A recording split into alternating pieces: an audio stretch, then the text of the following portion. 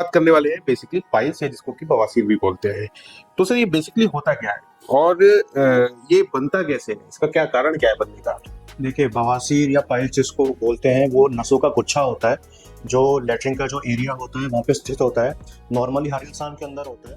अच्छा सर, जैसे आपने बताया कि फाइबर का इंटेक कम करने की वजह से या पानी कम करने की वजह से ये पाइल्स हो जाते हैं या हेमरॉइड्स हो जाते हैं जी। तो कुछ और क्या कारण है और क्या कॉजेज है इसके जिसकी वजह से ये हेमरॉइड्स होने की पॉसिबिलिटीज ज्यादा होती है?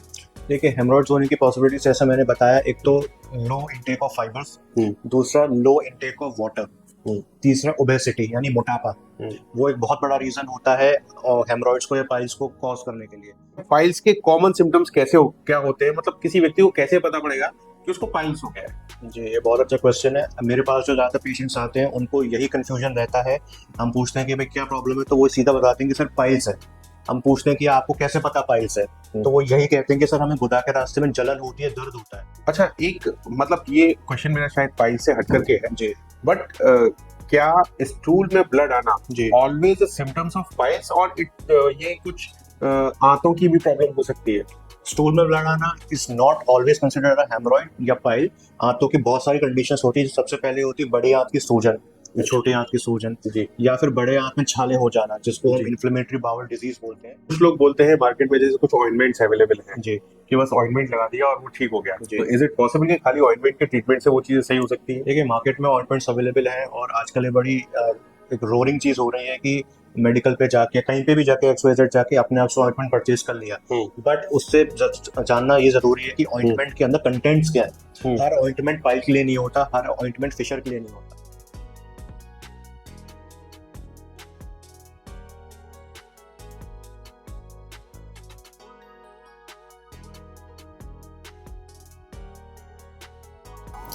दोस्तों, डॉक्टर स्टॉक में आपका स्वागत है। आज हमारे साथ मौजूद हैं डॉक्टर अंकुश शर्मा। ये एक सर्जन है और Mahatma Gandhi institute of medical institute Jaipur से मैं इनका काफ़ी अनुभव रहा है। अभी ये प्रेजेंटली मथुरा में शांति नर्सिंग होम में कार्यरत हैं। सर एक सर्जन है और आज मैं सर आपसे एक बहुत इंपॉर्टेंट टॉपिक पर बात करने वाला हूँ जो आजकल यूजुअली अगर देखा जाए तो छोटे बड़े सभी लोगों में मिलता है। जी। हम बात करने वाले हैं बेसिकली पाइल्स है जिसको कि बवासीर भी बोलते हैं। तो सर ये बेसिकली होता क्या है और ये बनता कैसे है, इसका क्या कारण क्या है बनने का? देखिए, बवासीर या पाइल्स जिसको बोलते हैं वो नसों का गुच्छा होता है जो लेटरिन का जो एरिया होता है वहाँ पे स्थित होता है।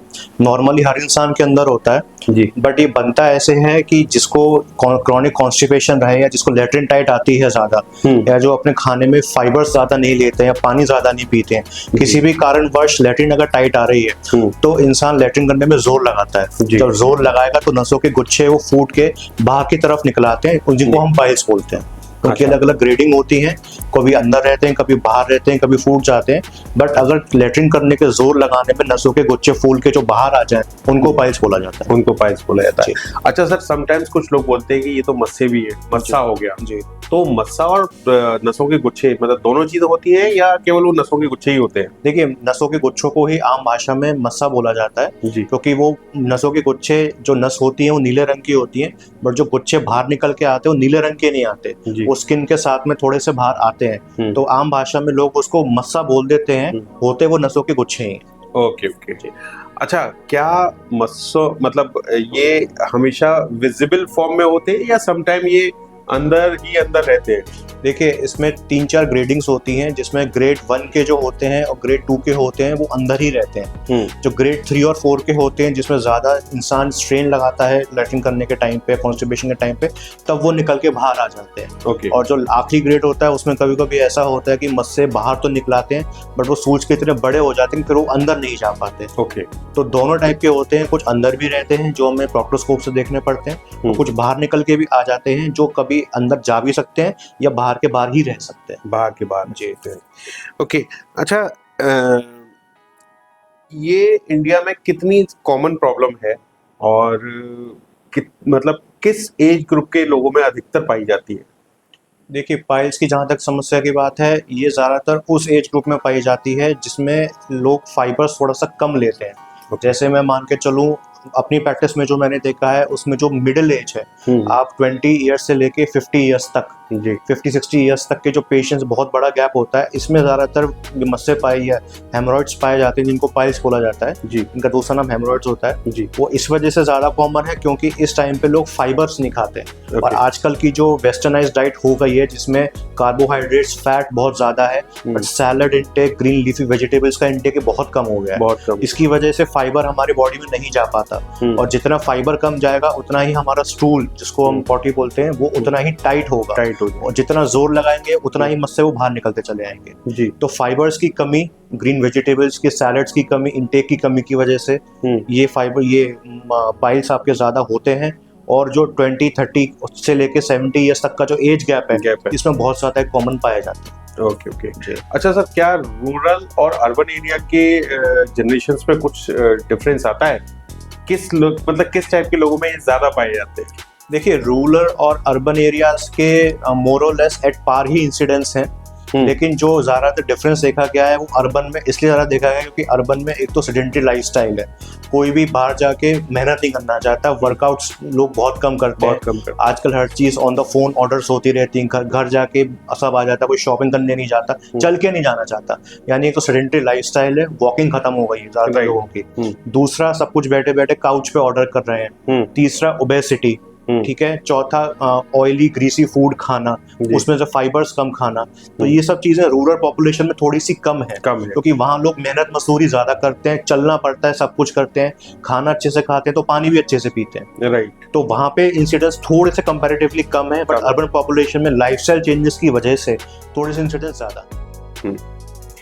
अच्छा सर, जैसे आपने बताया कि फाइबर का इंटेक कम करने की वजह से या पानी कम करने की वजह से ये पाइल्स हो जाते हैं या हेमरॉइड्स हो जाते हैं जी, तो कुछ और क्या कारण है और क्या कॉजेज है इसके जिसकी वजह से ये हेमरॉइड्स होने की पॉसिबिलिटीज ज्यादा होती है?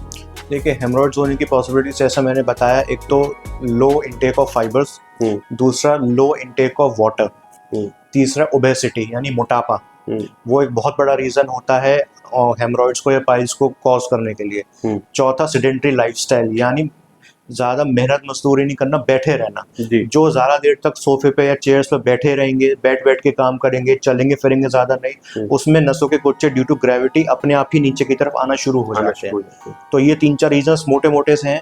बाकी कुछ और रीजंस होते हैं, जैसे कोई ट्यूमर हो गया, लैट्रिन के रास्ते में कोई ट्यूमर है, वो नीचे की तरफ जोर लगा रहा है, तो ट्यूमर तो अपना काम कर रहा है वो है ही, बट उसके ट्यूमर के बाहर की वजह से नसों के गुच्छे फूल के बाहर आ जाते हैं।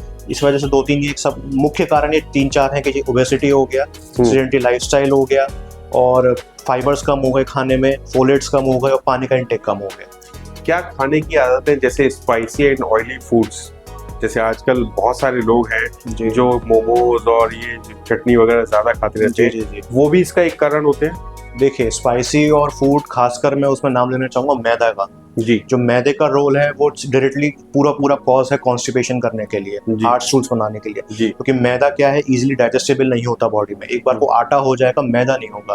तो जितने भी मोमोज, भटूरे, सब जो भी कुछ मैदे के प्रिपरेशंस हैं, ये मैदे की प्रिपरेशंस स्टूल को हार्ड करती हैं। हमें स्टूल को एकदम एडिकेट सॉफ्टनेस होनी चाहिए, ऐसे पतले दस्त भी नहीं हो जाए और इतना हार्ड भी नहीं हो जाए कि जोर लगाना पड़े। आपको स्टूल ऐसे आना चाहिए कि आप सुबह उठे, पानी आपने पिया, आप वॉशरूम में गए, तुरंत आपको मोशन आ गया, ऐसा मोशन होना चाहिए। तो जो मोमोज हैं, चटनीज हैं, बाहर के फास्ट फूड हैं, इनमें ज्यादातर कंटेंट आपका मैदे का होता है, और भी काफी आर्टिफिशियल केमिकल्स और प्रिजर्वेटिव्स होते हैं जो ऑल इन ऑल मिलकर हमारे स्टूल को बहुत ज्यादा टाइट बना देते हैं। तो जितना स्टूल टाइट होगा, अगेन उतना उसको जोर लगाना पड़ेगा, उतने ही वो जो मस्से हैं, जो पाइल्स हैं, हेमरॉइड्स हैं, वो निकल के बाहर आ जाएंगे। क्या लंबी देर तक बैठना, जैसे जो बहुत सारे लोग होते हैं जिनका सिटिंग जॉब होता है जी, तो ये भी एक बड़ा कारण है पाइल्स का? बिल्कुल, लंबी देर तक बैठना, सपोज 1 घंटे का काम है या 2 घंटे का काम है, कंटिन्यूअस एट अ स्ट्रेच बैठे हुए हैं, अब बिल्कुल भी हिल डुल नहीं रहे हैं, रिलैक्स नहीं कर पा रहे हैं, चल नहीं रहे हैं 15 मिनट के लिए भी, तो इसका सीधा संबंध आपका हेमरॉइड्स होने से है। मैं हमेशा अपने पेशेंट्स को यही सुझाव देता हूँ कि अगर 1 घंटे का आपका काम है एट अ स्ट्रेच, तो आप कम से कम 45 मिनट्स या 35 मिनट्स अपना काम करें, 15 मिनट थोड़ा सा उठ के चलें, थोड़ा सा वॉक करें उसी एरिया में आसपास। चलना जरूरी है, लंबा चलना जरूरी नहीं है, वहीं पे 2-3 चक्कर काट लें, तो आपका जो सेडेंटरी लाइफस्टाइल की वजह से जो प्रेशर पड़ रहा है हेमरॉइड की वेन्स पे, वो आपका प्रेशर पड़ना बंद हो जाएगा। Okay ji.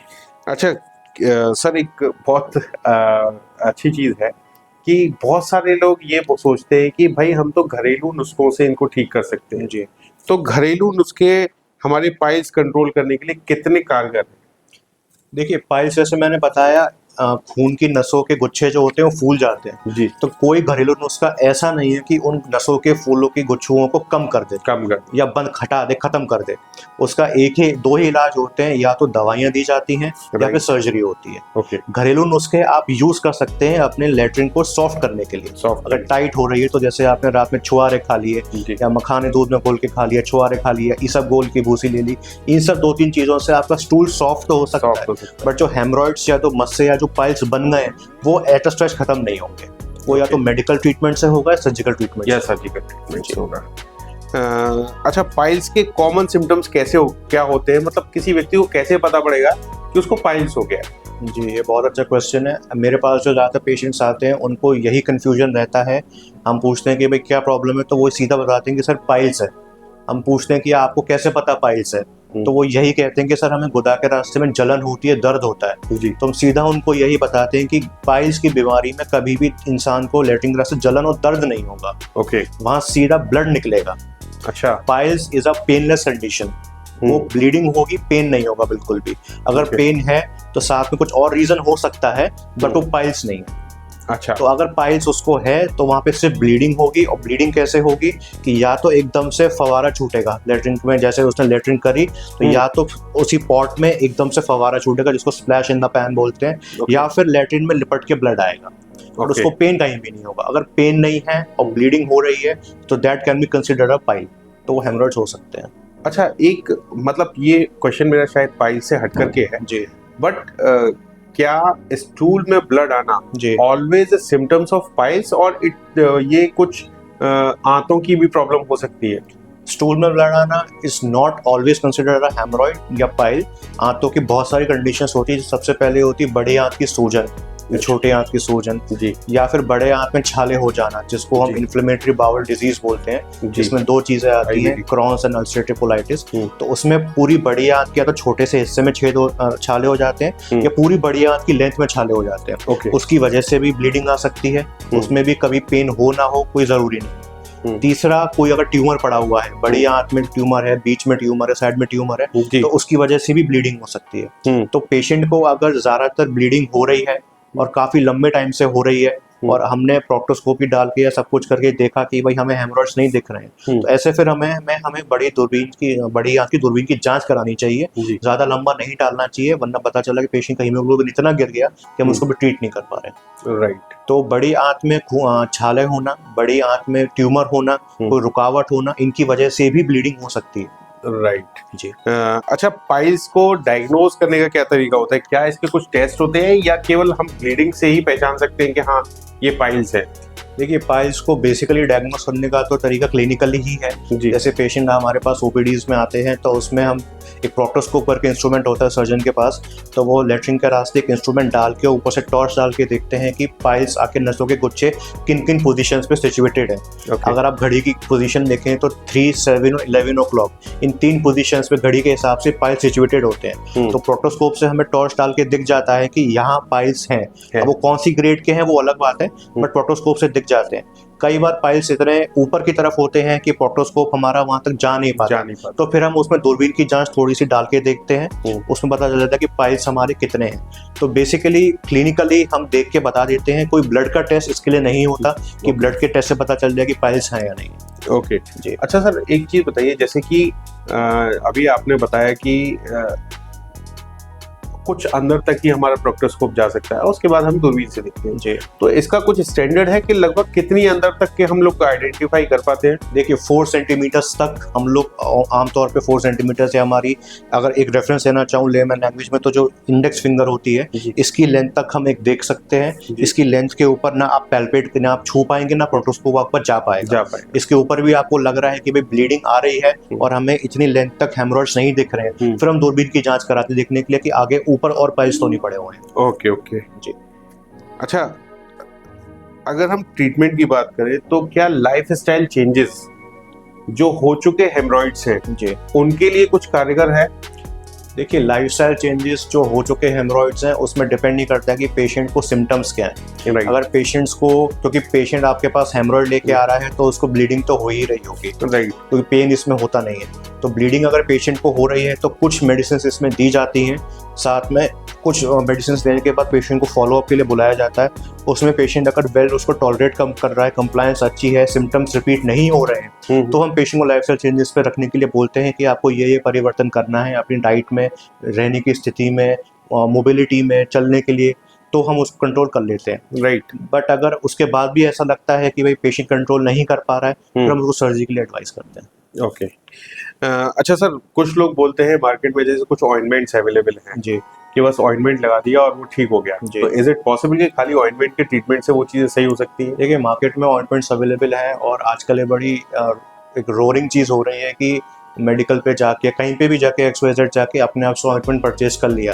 बट उससे जानना ये ज़रूरी है कि ऑइंटमेंट के अंदर कंटेंट्स क्या है। हर ऑइंटमेंट पाइल के लिए नहीं होता, हर ऑइंटमेंट फिशर के लिए नहीं होता। Okay. सबके अलग अलग उसमें कंपाउंड दे रखे, हर कंपाउंड का अलग काम है करने का। तो ओवर द काउंटर जाके आप ऑइंटमेंट लेके आ रहे हैं, लगा रहे हैं और फर्क नहीं पड़ रहा है, तो मैं यही सजेस्ट करूंगा कि किसी एक क्वालिफाइड सर्टिफाइड सर्जन को दिखा के एक बार उनसे कंसल्ट करें, ताकि वो एक्यूरेट पाइल्स के हिसाब से ही आपको ऑइंटमेंट दें। कई बार मेरे पास पेशेंट्स आते हैं जो फिशर का ऑइंटमेंट लगा रहे होते हैं पाइल्स की परेशानी में, अब उनको आराम कैसे मिलेगा? सही बात है। तो इसी वजह से एक बार दिखाएं, एक बार दिखाने के बाद आपको ऑइंटमेंट आपकी ही कस्टमाइज आपको दिया जाएगा कि पाइल्स है, फिशर है, फिस्टुला है, क्या है। बिना दिखाए आप ऑइंटमेंट लेंगे तो मार्केट में कोई भी ऐसे ऑइंटमेंट पकड़ा देगा, आप लगाते रहेंगे, आपको आराम नहीं मिलेगा। अच्छा सर, एक चीज जो अभी आपने बताया ऑइंटमेंट है, बट मेरा क्वेश्चन ये है, क्या केवल ऑइंटमेंट से हमें रिलैक्स मिल सकता है या उसका मेडिकेशन भी साथ में लेना पड़ता है? नहीं, खाली ऑइंटमेंट से रिलैक्स नहीं हो सकता। ऑइंटमेंट के साथ में कुछ मेडिकेशन चलती हैं जी, और कुछ एक्सरसाइजेस बताई जाती हैं, कुछ गर्म पानी के सेक बताए जाते हैं। ऑल इन ऑल सब चीज़ों को मिला के पाइल्स की इंटेंसिटी को कम किया जा सकता है। बट जो एक बार बन गए वो आगे बढ़े ना, उसके लिए दवा दी जाती है। बट जो बन गए उनको खत्म करने के लिए वो सर्जरी होती है। वो सर्जरी जी। एक्चुअली मेरा नेक्स्ट क्वेश्चन भी यही था जी, क्या surgery is the last option to मतलब उसको रिजॉल्व करने के लिए हेमरॉइड्स को? देखिए, surgery is not the last option. First we try the medicinal treatments, conservative treatment. उसमें पेशेंट को फॉलोज के लिए बुलाया जाता है, 1-2 फॉलो के लिए बुलाया जाता है कि भाई पेशेंट को अगर ब्लीडिंग कम हो गई है, ब्लीडिंग बंद हो गई है और प्रोक्टोस्कोप एग्जामिनेशन पे पाइल्स हमारे नीचे निकल के ज़्यादा नहीं आ रहे, तो वहीं के वहीं हम उसको कंजर्वेटिव पे पेशेंट्स को चलाते रहते हैं। बट 2-3 फॉलोज के बाद भी अगर पेशेंट को ब्लीडिंग कंटिन्यू है और पाइल्स निकल के बाहर आ रहे हैं, तो स्ट्रेट अवे फिर हम बोलते हैं कि सर्जरी करा लीजिए, क्योंकि ज़्यादा ब्लड लॉस हो जाएगा तो सर्जरी करने में भी प्रॉब्लम आ सकती है। फिर ब्लड ट्रांसफ्यूजन करना पड़ रहा है, पेशेंट के लिए थोड़ा सा एक्सपेंसिव, सब चीज़ें होती चली जाती हैं। तो वो नौबत ना आए तो समय रहते पहले ही हम सर्जरी के लिए एडवाइस कर देते हैं, अगर मेडिसिनल ट्रीटमेंट से आराम नहीं मिल रहा है तो। अच्छा, किसी पेशेंट के लिए क्या आइडियल कंडीशंस होनी चाहिए फॉर दैट सर्जरी? बिकॉज जैसे कुछ लोग हार्ट पेशेंट्स होते हैं, कुछ लोग शुगर पेशेंट्स होते हैं, या एज फैक्टर भी इसमें अपने आप में एक रोल प्ले करता है, तो मतलब आइडियल सिनेरियो क्या होता है इस सर्जरी के लिए? देखिए, आइडियल सिनेरियो ये है कि पेशेंट, फर्स्ट ऑफ ऑल जो हार्ट पेशेंट्स हैं, ज़्यादातर जो हार्ट के स्टेंट्स इनको डले हुए होते हैं या जो हार्ट की सर्जरीज करा के आते हैं, वो ब्लड थिनर्स पर होते हैं जी। और जो हेमरॉइड्स या पाइल्स होते हैं वो ब्लड की जो नसें होती हैं उन्हीं के फूटने की वजह से ब्लीडिंग आती है। राइट। तो अगर इफ पॉसिबल हम होता है पेशेंट से कंसल्ट करते हैं, उनके डॉक्टर से कंसल्ट करते हैं, हार्ट डॉक्टर से। अगर पॉसिबल हो पाता है तो सबसे पहले हमें उनकी ब्लड थिनर्स को बंद करना पड़ता है, क्योंकि सर्जरी से ब्लड थिनर 7 to 10 days पहले बंद करना जरूरी है। Okay. But not at the cost of his heart.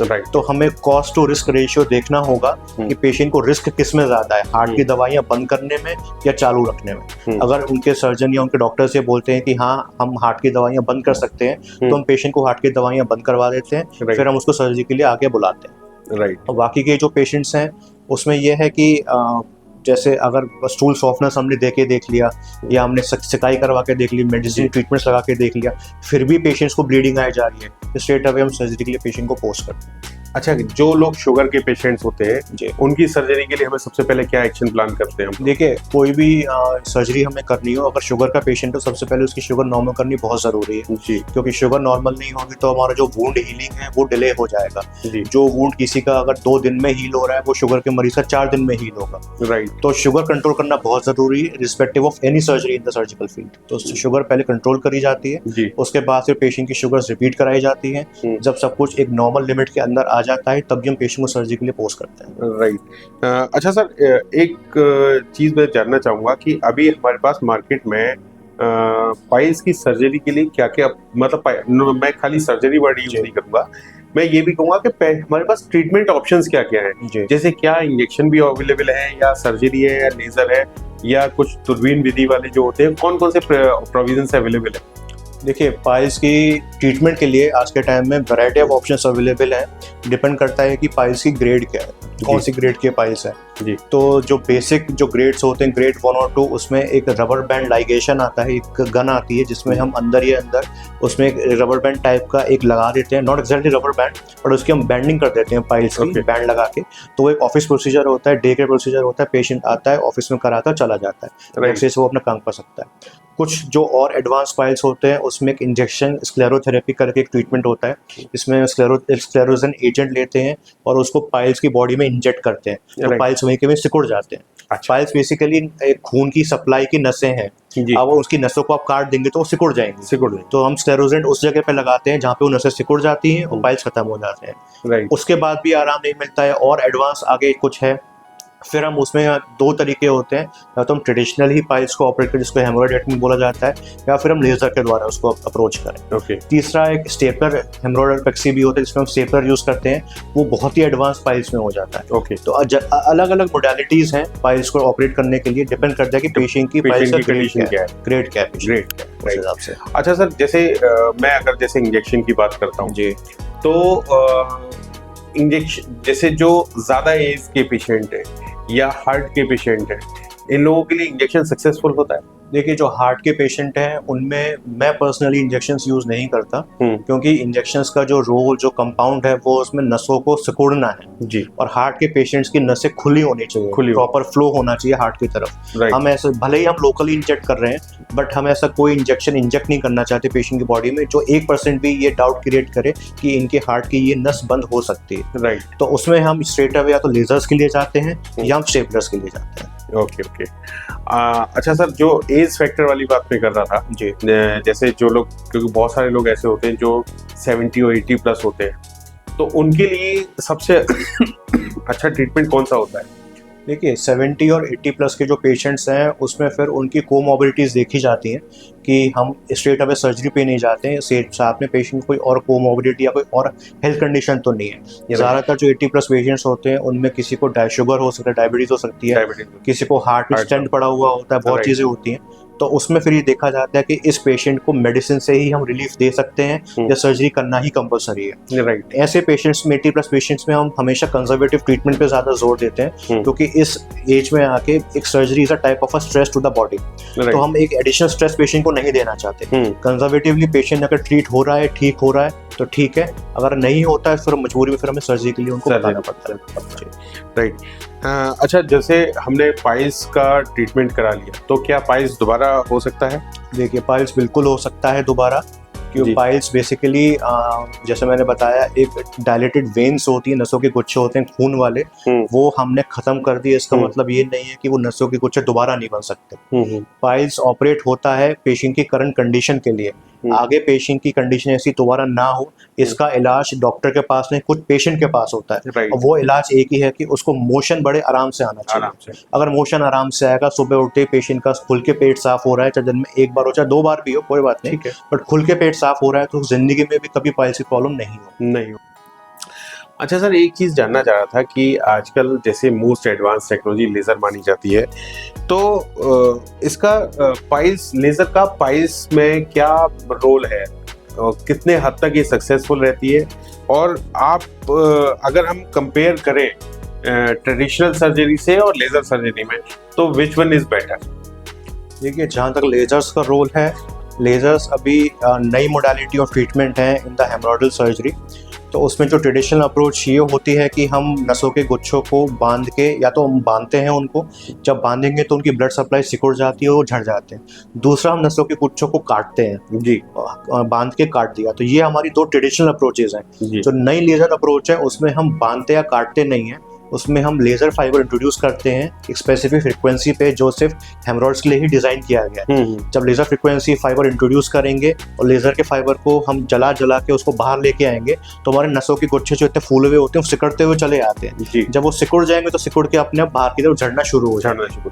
तो लेजर आज के टाइम में इसलिए ज़्यादा एडवांटेजियस है as compare to traditional approach, क्योंकि उसमें पेन कम होता है, ब्लीडिंग कम होती है, डिस्कम्फर्ट कम होता है और पेशेंट का अर्ली मोबिलाइजेशन हो जाता है। जो पेशेंट को 3-4 दिन में ड्रेसिंग आना पड़ता है या ज़्यादा पेन होता है बैठने में, वो पेशेंट को पेन कम होता है और पेशेंट अपने काम पे जल्दी लौट सकता है। ओके, अच्छा एक चीज़ ये कि जैसे लेजर का ट्रीटमेंट हमने करा लिया जी, तो लगभग कितने टाइम बाद हमारा पेशेंट वर्किंग कंडीशन में आ सकता है या अपनी जो रूटीन लाइफ है उसको जी सकता है? देखिए, जो लेजर ट्रीटमेंट हम हेमरॉइड से करते हैं उसमें हम पेशेंट को नेक्स्ट डे डिस्चार्ज कर देते हैं। ठीक है, 24 आवर्स का एडमिशन होता है बस।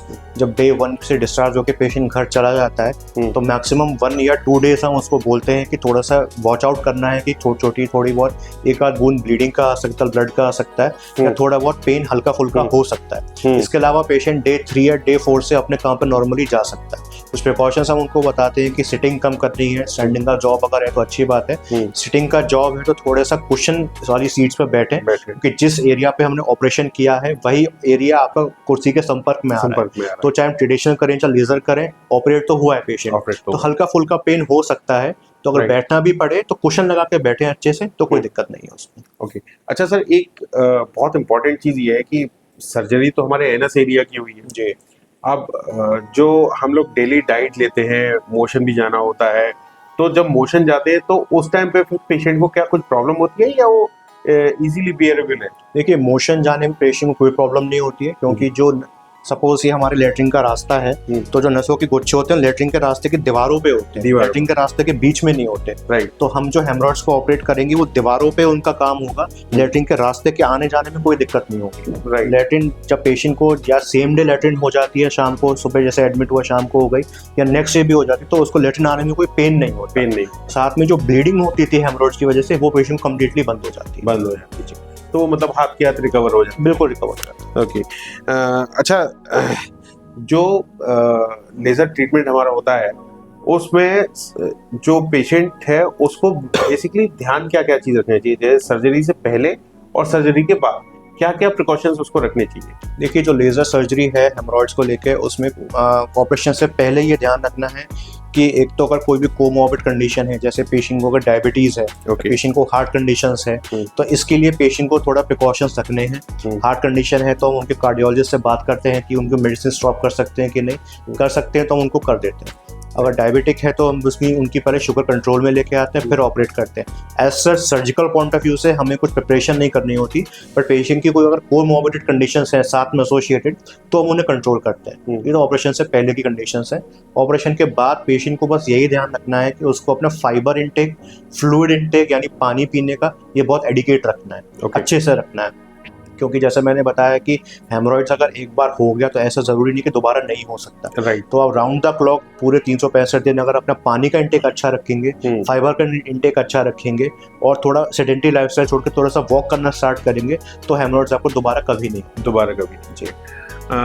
कितने दिन हमको सर्जरी के बाद प्रिकॉशन रखने चाहिए? देखिए, जहाँ तक ट्रेडिशनल अप्रोच की बात है, जो ट्रेडिशनल सर्जरीज होती थी काट के, उसमें क्या है होता है कि पेशेंट को कुछ रेगुलर ड्रेसिंग्स के लिए आना पड़ता है। तो हम पेशेंट को 7 to 8 डेज तक लग जाते हैं। बट जो लेजर सर्जरीज होती हैं उसमें हम पेशेंट को बहुत जल्दी मोबिलाइज करवा देते हैं, पेशेंट जल्दी रिकवरी करता है, पेशेंट खुद आके बताता है कि सर मुझे कोई पेन नहीं है, कोई ब्लीडिंग नहीं है, तो मैं काम पे जा सकता हूँ क्या, तो पेशेंट को हम आराम से काम पे भेज देते हैं। It all depends upon the patients perspective, क्योंकि पेन एक बहुत ही सब्जेक्टिव फीलिंग है, किसी को कम हो सकता है, किसी को ज्यादा हो सकता है। तो जब पेशेंट खुद कंफर्टेबल होकर बोलता है कि सर मुझे कोई पेन नहीं है, कोई ब्लीडिंग नहीं है, मैं जा सकता हूँ, तो हम उसको भेज देते हैं। और लेजर में ये रोल इसका ज्यादा अच्छा है क्योंकि लेजर में 1-2 दिन में ही पेशेंट जल्दी रिकवर हो जाता है। अच्छा, क्या जैसे मान लीजिए एक्स पोजीशन पर हमारा कोई पाइल्स है और हमने उसको ट्रीट कर दिया, तो क्या एक्स पोजीशन पर ही दोबारा पाइल्स हो सकता है? देखिए, जो मेन स्टैंडर्ड 3 पोजीशंस होती हैं क्लॉक आवर्स के हिसाब से 3, 7, 11, अगर इनमें से तीनों में से पाइल्स हैं, तीनों में से एक जगह भी पाइल है, तो इसकी संभावना हो सकती है कि दोबारा पाइल उस जगह पे रिकवर हो सकता है, क्योंकि पाइल एक नसों का गुच्छा है। चाहे आप तीनों को बांधें या हटाएं या किसी एक को हटाएं, अगर पेशेंट को कॉन्स्टिपेशन रहेगा तो नसों के गुच्छे उस जगह पे फिर से फूल जाएंगे, तो ये दोबारा रिकवर हो सकता है। राइट।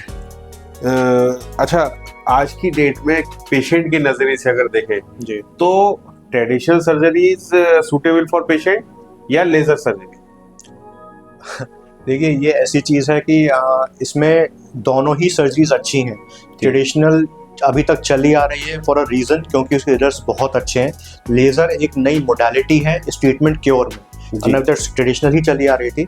तो इसमें 2-3 फैक्टर्स हैं। सबसे पहले पेशेंट की एज क्या है, दूसरा पेशेंट की कॉस्ट इफेक्टिव कितना है, पेशेंट उस चीज़ को बियर कर सकता है कि नहीं कर सकता है, क्योंकि हम हर किसी पे लेज़र इम्पोज नहीं कर सकते और हम हर किसी को ट्रेडिशनल बताते नहीं। तो डिपेंड करता है कि पेशेंट की फाइनेंशियल कंडीशन क्या है, उस पर ज़्यादा बर्डन भी ना पड़े, उसकी जो प्रॉब्लम है वो सॉल्व भी हो जाए। तो हम ट्रेडिशनल और लेज़र दोनों तरीके से पेशेंट को अप्रोच करते हैं। जो पेशेंट की पॉकेट अलाउ करती है उस हिसाब से फिर उसको उसका तरीका बताया जाता है। अच्छा, रिजल्ट्स किसके ज़्यादा अच्छे हैं, ट्रेडिशनल या लेज़र? देखिए, रिजल्ट्स दोनों के ज़्यादा अच्छे हैं जी। रिजल्ट्स में कोई भी डिफरेंस नहीं है। It all comes down to the cosmetic part, it all comes down to the dressing part. Okay. Patients को अगर ये है कि ज़्यादा मतलब अगर ओल्ड एज का पेशेंट है और क्योंकि उनको ज़्यादा कहीं बाहर आना जाना नहीं, घर में ही रहना है और वो लेज़र नहीं करवाना चाहते, तो उनको ट्रेडिशनल अप्रोच के लिए अप्रोच करते हैं, ताकि पेशेंट अगर आना चाहे तो अपनी ड्रेसिंग आके करवा सकता है। बट जो ऑफिस गोइंग लोग हैं, जो वर्किंग लोग हैं, जो 30 से 60 ईयर्स के बीच के लोग हैं, इस एज गैप में जो ज़्यादातर वर्किंग होते हैं, आना जाना उनका लगा रहता है,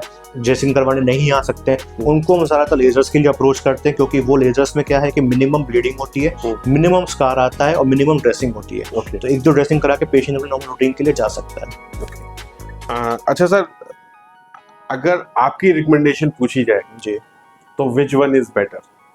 देखिए, मेरी रिकमेंडेशन पूछेंगे तो मैं आपको वही जवाब दूंगा जो मैंने अभी दिया। अच्छा, कि लेजर और traditional it all comes down to the edge. Okay. But फिर भी अगर उसमें से पूछेंगे पेशेंट के कंफर्ट पॉइंट ऑफ व्यू से, ब्लीडिंग पॉइंट ऑफ व्यू से, तो मैं लेजर्स को एक हायर एज दूंगा compare to traditional methods. Right. अच्छा सर, अगर मैं बात करूं, एक बहुत ये मतलब इस पॉडकास्ट का मेरा लास्ट क्वेश्चन ही है जी। पाइल्स आज की डेट में भी लोगों के शर्माने का कारण है। बिल्कुल। तो इस चीज के लिए ऑब्वियसली ये तो हर व्यक्ति का नेचर होता है, लेकिन आप इस चीज के लिए अपने पेशेंट को क्या मैसेज देना चाहेंगे? देखिए, मैं सिंपल एक लाइन में बस यही बोलना चाहूँगा कि पाइल्स में एक तो दर्द नहीं होता, पाइल्स में ब्लीडिंग होती है, और लेटरिन के रास्ते की ब्लीडिंग अगर आपको हो रही है, चाहे पाइल्स हो ना हो, उसको इग्नोर मत करिए। ओके। क्योंकि लेटरिन के रास्ते ब्लीडिंग का होना सिर्फ पाइल्स इंडिकेट नहीं करता। अगर थोड़ी सी एज ज़्यादा है, कम भी एज है, तो जैसे मैंने बताया बड़ी आंत का ट्यूमर है, कैंसर है, अगर मैं खुल के बोलूँ, या बड़ी आंत में छाले हैं, तो उसकी वजह से भी ब्लीडिंग हो सकती है। हम लेट अप्रोच कर रहे हैं, हम शर्मा रहे हैं कि ब्लीडिंग अपने आप बंद हो जाएगी, हम दवाइयाँ ला के खुद मेडिकल से खा रहे हैं कि ब्लीडिंग रुक गई, अब जाके क्या करेंगे। बट ब्लीडिंग ही तो रुकी, उससे कंडीशन हमारी ठीक तो नहीं हो गई। वो कंडीशन कहीं इतनी एग्जैजरेट नहीं कर जाए, फिर आगे जाके डॉक्टर्स भी हाथ खड़े कर दें कि अब इसमें कुछ नहीं हो सकता। तो पाइल्स में या कोई भी कंडीशन हो, लेटरिन के रास्ते अगर ब्लीडिंग आ रही है तो जरूर एक बार जाके अपने सर्जन को कंसल्ट कराइए, एक प्रॉपर चेकअप कराइए, चाहे प्रोटोस्कोपी हो चाहे दूरबीन के द्वारा हो, कि आके प्रॉब्लम क्या है, ऑपरेट करवाना है नहीं करवाना है, या होना है नहीं होना, वो पेशेंट के ऊपर है, बट एक बार चेक जरूर करवाएं उसको। अच्छा सर, एक और एडिशन करूंगा मैं वैसे तो बोल रहा था लास्ट क्वेश्चन है, लेकिन बहुत सारे लोग आयुर्वेदा पे मूव करते हैं, तो अगर हेमरॉइड्स हो चुके हैं तो आयुर्वेदा कितना सूटेबल है? देखिए, मैं इसमें कोई शुगर कोट नहीं करूंगा, मैं एकदम ब्लंट इसका आंसर दूंगा जी। आयुर्वेदा के बारे में, क्योंकि मैं एक एलोपैथिक डॉक्टर हूँ, आयुर्वेदा के बारे में ना मैं कुछ बुरा बोलना चाहूँगा ना मैं कुछ अच्छा बोलना चाहूँगा। मैं एकदम न्यूट्रल इसलिए रहूँगा क्योंकि मेरे को आयुर्वेद का जो प्रिपरेशंस होती हैं, जो भी वो खिलाते हैं बना के, जो डॉक्टर्स देते हैं, मुझे उनके बारे में इतने पता नहीं है जी। क्योंकि वो जो बनाते हैं, क्या दे रहे हैं क्या नहीं दे रहे हैं, वो उन डॉक्टर्स को ही पता होता है। राइट। एंड जो एलोपैथी का जो भी चीज़ है जो नॉर्मल पेशेंट है उसको पता करना है कि इसमें क्या है क्या नहीं, वो इजीली उसको गूगल कर सकता है, Right. ऑनलाइन सर्च कर सकता है जी। तो एलोपैथी में एक फर्स्ट चांस लेते हुए मैं जरूर बोलूंगा कि एलोपैथी में सब कुछ ट्रांसपेरेंट होता है। जी। अगर पेशेंट डॉक्टर्स की बात नहीं समझ पा रहा है तो वो उस कंपाउंड को गूगल कर सकता है, पढ़ सकता है, समझ सकता है क्या है क्या नहीं है। राइट। बट जो दूसरी जो पैथी आपने का नाम जिसका नाम लिया है उसमें पेशेंट को नहीं पता होता कि क्या है क्या नहीं है, वो बनाने वाले जानते हैं कि वो क्या दे रहे हैं। रिसर्चेस भी अवेलेबल नहीं। रिसर्चेस इतनी नहीं है अवेलेबल। और लास्ट में मेरा यही है कि मैं किसी पैथी के बारे में कोई नेगेटिव रिव्यू नहीं देना चाहता, बट क्योंकि मैं उसको फॉलो करता हूँ ना मैं उसको इतना अप्रिशिएट करता हूँ, इसलिए मैं न्यूट्रल ही रहूंगा इसका। Right sir, thank you. तो दोस्तों अभी आज हमने डॉक्टर अंकुर के साथ ये जाना कि पाइल्स एक किस टाइप की प्रॉब्लम है और इसको यूजुअली क्या क्या सिम्टम्स होते हैं। बेस्ट ऑप्शन ये है कि अगर जब भी आपको ये प्रॉब्लम होती है, जब भी लैट्रिन ब्लीडिंग होती है या एनस एरिया में कोई भी प्रॉब्लम होती है, तो first go to your doctor, consult करें उनको। और अगर आपको पाइल्स है तो अपनी लेज़र या ट्रेडिशनल सर्जरी जो कुछ भी है उसको अपने डॉक्टर के साथ डिस्कस करके उसका आप अपना ट्रीटमेंट कराएं। इसी के साथ मैं अपने शो को विराम देता हूं। साथ ही आपको रिक्वेस्ट करूंगा कि मेरे चैनल को सब्सक्राइब कर लें सो दैट आपको और अच्छी इंफॉर्मेटिव वीडियोस आगे मिलते रहें। Thank you very much.